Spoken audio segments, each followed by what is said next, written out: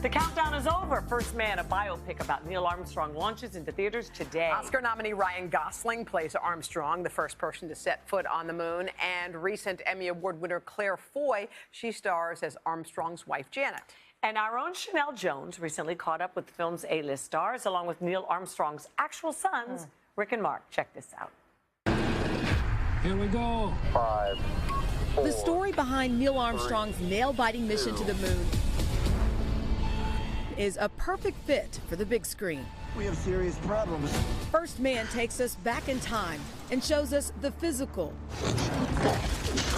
and emotional toll the historic Apollo mission had on the astronaut.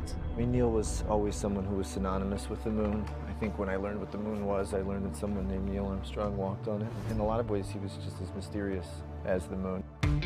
I sat down with Oscar-nominated actor Ryan Gosling, who plays Neil Armstrong, and recent Emmy Award winner Claire Foy plays Armstrong's wife, Janet. First of all, congratulations for your Emmy win for The Crown. Let's just get that out there. Neil Armstrong's two sons, Rick and Mark, worked as consultants on the film. What is it like to watch two people playing the role of your parents? Well, oh, no, wait. As soon as I said that, is that a hard question here? the scene where they're dancing, and then we're like, okay. Josh, it's like, don't go any farther with that, please. Exactly. But I don't, what does that feel like? I'm thinking about these actors as Neil and Janet, and they're doing things that look very familiar. Those kids. Neil's wife, Janet, was the unsung hero in Armstrong's life who grapples with the sacrifices she's expected to make. You're going to sit them down, both of them, and you're going to prepare them for the fact that you might not ever come home. Was there pressure when you're playing a real person? I think the pressure I felt so often in these sorts of stories that women are the people who aren't given the voice that I think they deserve. But I knew from reading the script that Janet and the boys have been so involved. I still call you boys, and you're very much men. Yeah, sorry. It's a terrible habit.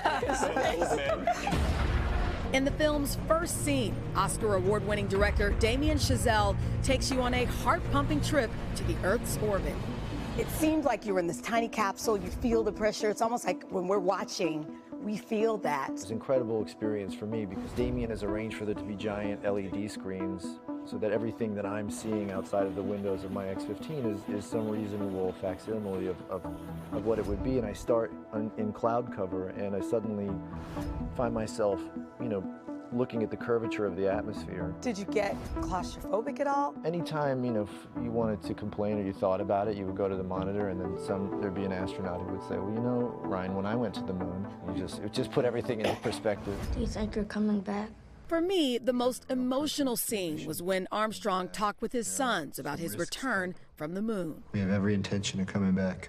But you might not. What do you remember about that day? I wasn't worried about them not coming back. Neither of us, we neither of us left that room worried. First Man is more than one giant leap into Neil Armstrong's legacy. It's a story about people who are living outside of their own self-interest and for a higher ideal. That's one small step for man, one giant leap for mankind.